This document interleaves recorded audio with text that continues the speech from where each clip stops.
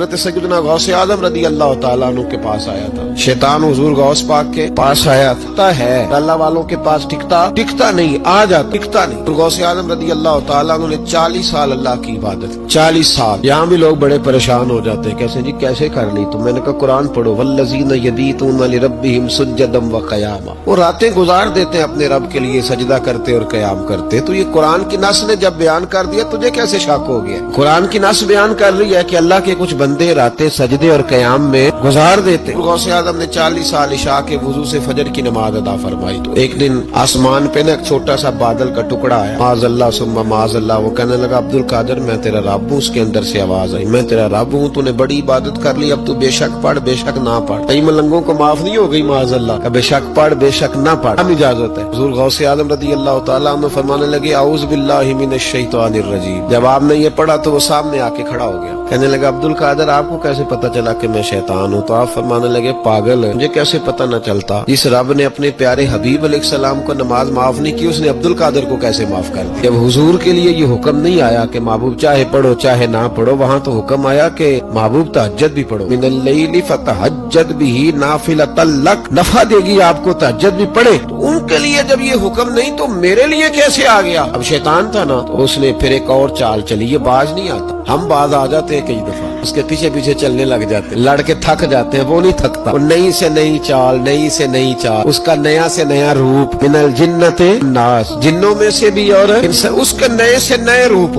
اس نے ایک نیا روپ دھار لیا. کہنے لگا عبد القادر 300 ولی میں نے اسی طرح گمراہ کیے. آپ چونکہ عالم تھے تو آپ کے علم نے آپ کو بچا لیا. تو غوث اعظم فرمانے لگے نئے روپ سے آئے ہو؟ کہنے لگا 300 میں نے گمراہ کیے. یہ تو آپ عالم تھے تو بچ گئے آپ جانتے تھے تو بچ گئے. میں نے 300 گمراہ کیے. تو حضور غوث اعظم فرمانے لگے پھر گمراہ کرنے لگے. نیا روپ دار کے مجھے میرے علم نے نہیں بچایا مجھے اللہ کے فضل نے بچایا. کئی عالم بھی تو گمراہ ہو جاتے ہیں نا. مجھے میرے علم نے نہیں بچایا مجھے میرے اللہ کے فضل نے بچایا. میرے بھائی میرے عزیز طریقت کے مسافروں یاد رکھو سمجھ لو اس بات کو کہ وسوسہ آتا ہے. 2 قسم کے مہمان آتے ہیں. ایک مہمان وہ آتا ہے جو آتا ہے تو بندہ توجہ نہیں کرتا. وہ خود کہتا ہے اس نے نہیں میری طرف توجہ کی. مہمان چلا جاتا ہے. اور جس کو بندہ اٹھ کے سینے سے لگائے اور اس کے ساتھ گفتگو شروع کر دے وہ مہمان جاتا ہے تو بیٹھا رہتا ہے. وہ تو نہیں جاتا. وسوسہ آتا ہے جو تو توجہ نہ کرے اس کا چلا جاتا ہے. اور جو سینے سے لگا لے سوچنے لگ جائے غور کرنے لگ جائے اس کا وسوسہ بیٹھ جائے. اخنس بن شریح کہتا ہے میں دین کے قریب آ گیا تھا.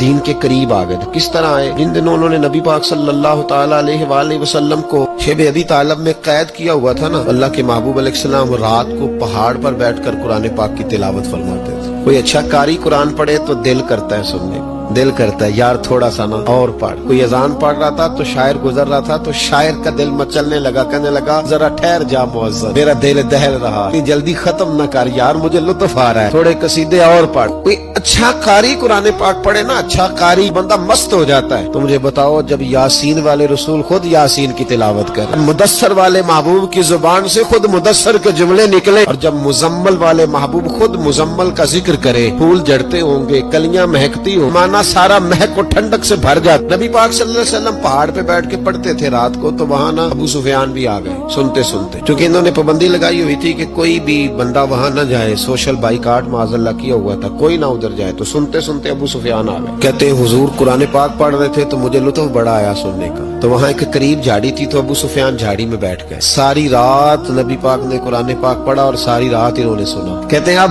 مجھے نہیں پتا تھا کہ اخنس بن شریح بھی کہیں آیا ہوا ہے. اس نے بھی وہی بھی یہ دیکھنے آیا کہ کہیں کوئی وہاں آیا ہوا تو نہیں. وہ بھی کسی کونے میں جھاڑی میں بیٹھ گیا. حضور قرآن پاک کی تلاوت فرماتے رہے وہ ساری رات سنتا رہا. ادھر سے کہیں ابو جال بھی آ گئے. پتھر دل تھا پر میرے مصطفیٰ قرآن پڑھتے تھے تو کان اس کے بھی کھڑے ہو جایا کرتے. ساری رات تلاوت سنتے رہے. تینوں پکے کافر جھاڑیوں میں بیٹھ کر تلاوت سنتے رہے. صبح جب جانے لگے تو ملاقات ہو گئی. تو کدھر آیا تھا؟ اس نے کہا پہلے تو بتا تو کدھر آیا تھا؟ میں تو آیا تھا دیکھوں کوئی آیا تو نہیں. میں تو کدھر؟ اس نے کہا میں بھی یہی دیکھنے آیا تھا کہ یہاں کوئی آتا جاتا تو نہیں. ابو جال زیادہ شاطر تھا. کہنے لگا خبردار کل کوئی نہ آئے. آج تو آ گئے کل نہ ہونا. اللہ اکبر. لیکن جہاں دل لگا ہوتا ہے نا وہاں دل کھینچا چلا جاتا ہے. دل جہاں لگ جاتا ہے وہاں دل کھینچا چلا جاتا ہے. یہ دل کا بھی اپنا ایک معاملہ ہے نا. اب لگ گیا تھا قرآن پاک کی تلاوت سے. کہتے ہیں رات کو اپنی چارپائی پہ لیٹے. درد اگرچہ جان گزل ہے میں کیا کروں میرا دل ہے. غمیش کا اگر نہ ہوتا تو غم روزگار ہوتا. وہ مزہ آتش نے کہا تھا وہ مزہ دیا تڑپ نے. میری آرزو ہے یا رب تے دونوں پہلوؤں میں دل بے قرار ہوتا. آپ کہتے ہیں کہ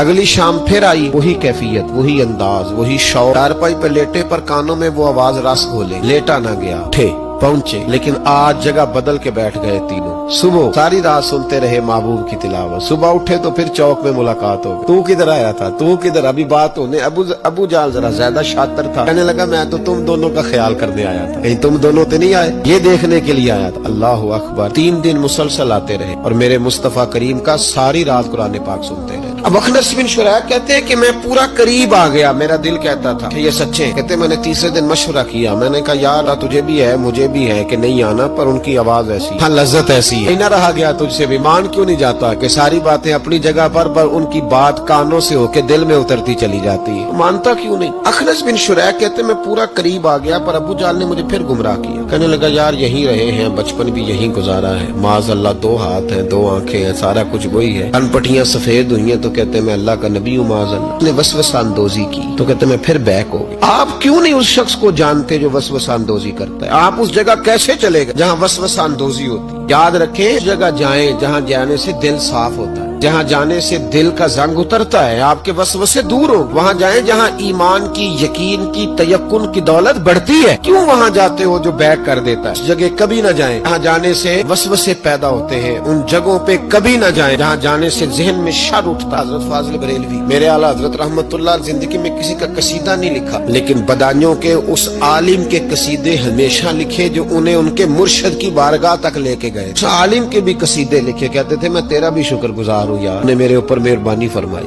وسوسوں والی جگہ سے ہٹ جائیں، اس جگہ سے ہٹ جائیں جو وسوسے پیدا کرتی ہے، جم جائیں اس جگہ پہ جہاں سے وسوسے دور ہوتے ہیں، یقین کی دولت ملتی ہے۔ بات شیخ سعدی نے لکھی ہے، شیخ سعدی رحمت اللہ علیہ فرماتے ہیں، یہ میں آپ کو جواب دے رہا ہوں، کچھ سوالوں کا جواب ہے جو ذہنوں میں اٹھتے ہیں۔ شیخ سعدی رحمت اللہ تعالیٰ علیہ کہتے ہیں ایک باپ اپنے بچے کو کہتا تھا بچے ان لوگوں کے پاس نہ بیٹھا کر، بندے صحیح نہیں، میرے ذہن میں وسوسے پیدا کر۔ اس نے کہا ابا جی وہ نہیں صحیح، میں تو صحیح ہوں، مجھے کوئی کچھ نہیں کہہ سکتا، میں خود بڑا ٹھیک ہوں۔ تو اس نے کہا بیٹا نہیں، صحبت صالح ترا صالح کنن، صحبت طالح ترا طالح کنن، چنگیاں دے لڑ لگی ساں تے میری چولی چ پھل پے، پیڑیاں نال میں رل گئی تے میرے اگلے بھی ڈول گئے، میرے اگلے بھی نال میں رل گئی تھے، یعنی پھر ریت سے کپڑے بھر گئے سارے۔ ہاں شیخ سعدی کہتے ہیں اس والد نے اپنے بچے کو سمجھایا، کہا نہ جا ادھر ورنہ تو، اس نے کہا ابا میں جب ٹھیک ہوں تو میرا کوئی کیا بگاڑ لے گا، ہمیں بڑی جلدی یہ گمان ہو جاتا نا میں کامل ہو گیا، میرا کوئی کیا بگاڑ لے گا، میں جاؤں گا۔ والد نے سمجھایا، باپ تھا نا اس نے سمجھایا، لیکن کچھ لوگ بغیر حادثوں کے سمجھتے بھی نہیں، وہ سمجھتے حادثہ ضروری ہے، حالانکہ بغیر حادثے کے، بغیر دکھوں کے سمجھ آ جائے تو بڑی اچھی ہے۔ تو بس اس نے کہا نہیں میں نہیں مانتا۔ والد نے ایک مثال سے سمجھانا چاہا، اس نے کہا تو ٹھیک ہے، کہا میں بالکل ٹھیک ہوں، کا اس طرح کر جا بازار سے نا 2 کلو اچھے والے سیب لے کے آ۔ نوجوان میری بات پہ خاص توجہ کریں، 2 کلو اچھے سیب لایا، بڑے خوبصورت پیارے، کا دیکھ کے لانا، کوئی داغ نہ ہو کوئی دھبا نہ ہو، دیکھ کے لایا بڑے خوبصورت بڑے پیارے اچھے سیب۔ بیٹے اب دوبارہ جا منڈی اور 1 کلو گندے بھی لے کے آ، گلے سڑے بھی لے کے آ۔ اس نے کہا ٹھیک ہے، گلے سڑے بھی لے آیا 1 کلو، اچھے کتنے تھے 2 کلو، گلے سڑے کتنے تھے 1 کلو۔ اس نے وہ 2 کلو سیب ٹوکری میں ڈالے اور گلے سڑے بھی اس کے اندر ڈال دیے۔ بیٹے وہاں رکھ، ابا جی کرنا کیا ہے؟ فرمایا سویرے بتاؤں گا۔ صبح کا جب سورج چمکا نا، صبح کا جب سورج چمکا تو والد نے کیا کیا، اس کو کہا جاؤ ٹوکری لے کے آ۔ جب ٹوکری لایا نا تو غور کرنا بات پر، کتنے تھے اچھے کتنے تھے۔ اب جب اس نے کھولا نا تو کہا بیٹے کھول، وہ جو اچھے تھے وہ بھی گل گئے، بھی گل سڑ گئے۔ والد نے اپنے بیٹے کو سمجھایا، اس نے کہا بیٹا یہ جو شر ہوتا ہے نا یہ جلدی پھیلتا ہے، شر ہوتا ہے نا جلدی پھیلتا ہے، ناپاکی تھوڑی سی ہوتی ہے پر غسل سارے وجود کو کرنا پڑتا ہے، سارے وجود کو ناپاکی تھوڑی سی ہوتی ہے، اور آپ دیکھ لیں کہ اس کے لیے سارا بدن دوبارہ سے، تو شر تھوڑا سا بھی آئے تو میل کچیل کر دیتا ہے، اتنا سا بھی شر جو ہوتا ہے نا وہ بہت ساری جگہ پہ خرابی پیدا کرتا ہے۔ وہ بھائی پیشاب کا ایک قطرہ بھی دودھ میں گر جائے پورے بھرے ہوئے برتن میں تو دودھ پینے کے قابل، سمجھ لو بات۔ آپ نے یہ کیسے کہہ دیا کہ ایک بندہ جناب میرا غلط ہے جی باقی